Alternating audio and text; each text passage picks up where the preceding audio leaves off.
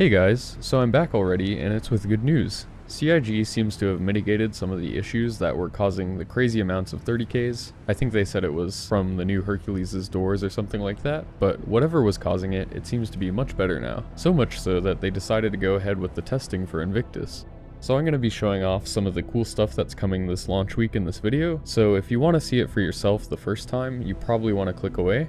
If you're watching this the day I post it though, you can do that a bit later on Sunday, and I've got the info on that link down below in case CIG decides to change around the times. It is a pretty limited window to see it in the PTU though, so just be aware of that. But yeah, there's some really cool stuff to see, and I definitely would recommend checking it out yourself. Before we start though, if you end up enjoying this video, please consider leaving a like and or subscribing. I really appreciate it. So I'm going to start off with the exciting stuff you're all here for, the Javelin tours and the Bengal flyby. If you're unaware, these are two of the largest ships in the game, and the Bengal is the largest standard sort of ship class in the UEE Navy. And yeah, I know the Retribution is bigger, but I think there's only one of those. So the Javelin is a destroyer measuring 480 meters long with a heavy complement of guns and torpedoes, and the Bengal is a heavily weaponized carrier that's a massive 990 meters long. Now, getting to see them is a bit of a hassle right now because they move around the verse and you have to be in the right place at the right time since they visit each of the major orbital stations around Stanton.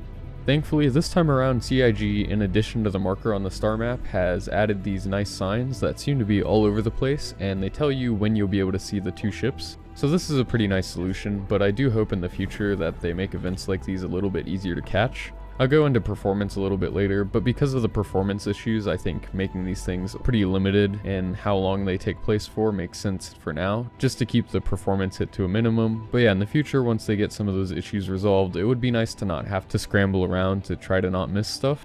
With all the train and elevator rides and just general glitchiness that can slow you down, it can be pretty stressful trying to get somewhere in a certain amount of time. So for future events, not having such a limited window would definitely be nice.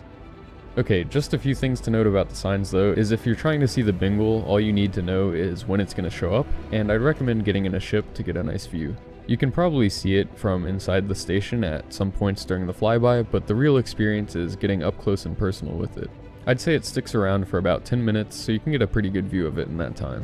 Now if you're looking to tour the Javelin, you want to make sure that one is currently docked, which the sign will tell you, but you also want to remember which security dock it's at. There's only 3 of them, so if you forget, it's not that big of a deal, but it can save you some time if you just go to the right one in the first place. And yeah, to get to those security docks, you just use the elevators that take you to hangars and pads, not the internal station elevator. Now onto the actual experience of seeing the Bengal, it's really an incredible sight, and with such a large ship, it's also really tough to understand the scale. I'm glad there were a ton of other people checking it out at the same time as I was, and also ramming into it, because without those ships as reference, it would be really hard to tell that you're looking at a nearly 1 kilometer long ship. But yeah, when those C2s and M2s fly close to it and get absolutely dwarfed, it's pretty unreal. Remember, the Hercules itself is not a small ship at 100 meters long, but the Javelin makes it look like one. I also like this view of it next to Port Tressler here. The Bengal's not quite on the same order of size as the station, but it's kind of scary that it's even close.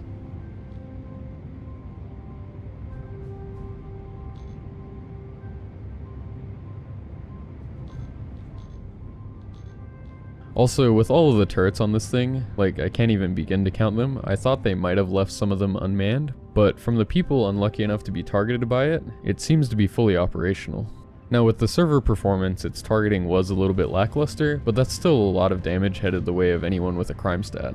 Unfortunately though, from what I could tell, the main battery is not online at the moment. There is a chance though that it is working, but the AI decided that it would be a waste to shoot these guns that are the length of an Idris to take out a single Vanguard or whatever upset it. So someone will definitely have to test it out with something a bit bigger like an 890 jump to see if they can get this giant turret to shoot. Cause yeah, just like the rest of this ship, these 4 bottom mounted main guns are huge.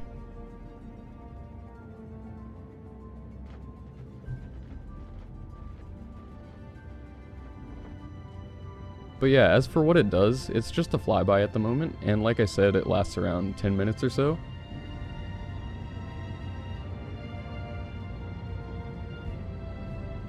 I wouldn't recommend getting in its way though, cause even the Idris that was seemingly under the command of a highly inexperienced captain didn't really bother the Bengal that much when it rammed into it, so anything smaller than that's not gonna fare that well.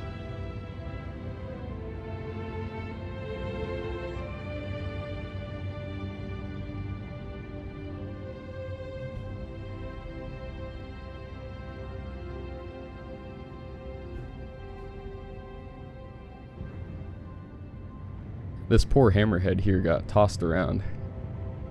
But yeah, there's not too much to say about this other than that it's really cool to see in game, and I'd recommend trying to catch one of these flybys sometime during Fleet Week.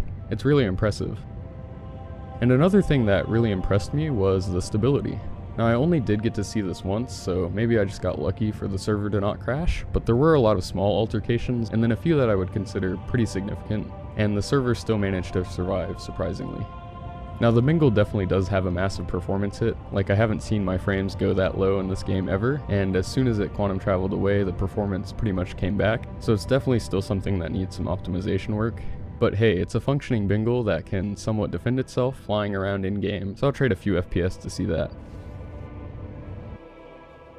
Now onto the Javelin tour. This was also pretty cool, and I'm glad to see ship-to-station docking working even with a ship of the scale. On its way around the Stanton system, the Javelin docks and undocks with the various planetary stations, and it's great that this feature seems to be getting to a point where it's pretty robust, because it's going to open the door for a lot of other cool ships, like the whole series, which generally don't land planet-side. Back to the tour though, I was a bit rushed here when I was checking out the Javelin because I didn't want to miss the Bengal flyby and the timing didn't happen to be that good, but there's not a ton of stuff to see on this ship.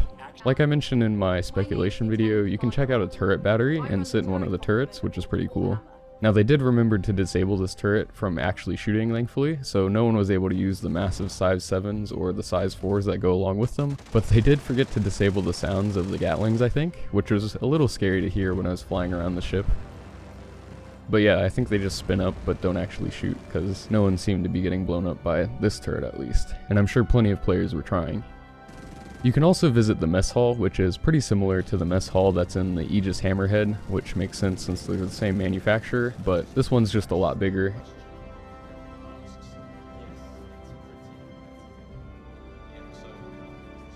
And the same kind of thing goes for the barracks. You can fit a whole lot of people in this ship, and I'm pretty sure this isn't the only barracks. Now I believe there was also a briefing room that was available to tour, but like I said I was rushed with the Bengal coming in, so I'll have to make sure to snoop around a bit more later. But yeah, for the most part this is pretty similar to the other Aegis ships that we have, mostly like the Hammerhead since that's another military ship, but just on a much larger scale. Also, it seems like they did a pretty good job locking the ship down, and they even have guards guarding the areas that you aren't supposed to get into. Although I'm not sure how effective they are. This guy seemed like he was doing the chicken dance or something. But even from the outside, they've blacked out the bridge's entire canopy, so no peeking is allowed. I do hope that they've left some stuff in the model so that people can dig around in the files to see some more of the ship, but with how well it seems like they've locked it down, at least from in the verse, I doubt that they left anything in that we aren't supposed to see.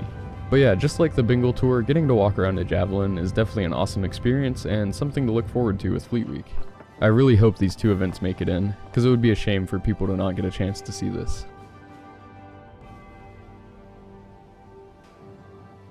Now I just want to briefly talk about the Expo Hall, because they did open that up a bit during this time as well. And again, if you were here for the Intergalactic Aerospace Expo, nothing's all that different, but they did do a nice job making the Expo really fit in with that naval theme. As you enter the hall, you see this massive hologram of this guy who tells you a lot about the purpose of Invictus and whatnot, and he goes on for quite a while.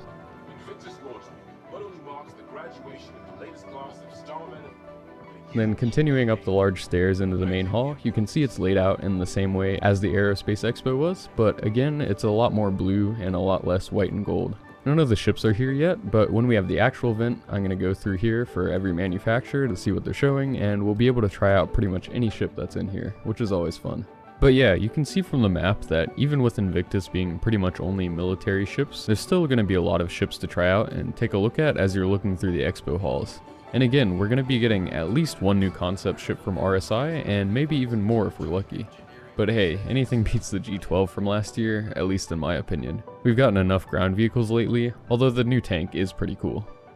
Another thing to look forward to is the holo viewers, and with both the Constellation Taurus and the Redeemer on the roadmap for later this year, hopefully we'll get to see some updated models for those in the holo viewers, in those lower halls where they often show off upcoming ships. Both of those ships have been in the works for a long time, and I think they both have a lot of potential to be pretty great.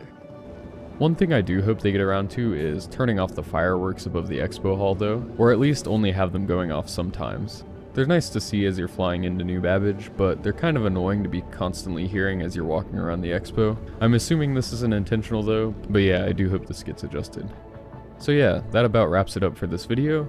Again, if you want to check out this stuff for yourself, you can do that later on Sunday or during the actual event in a couple of weeks.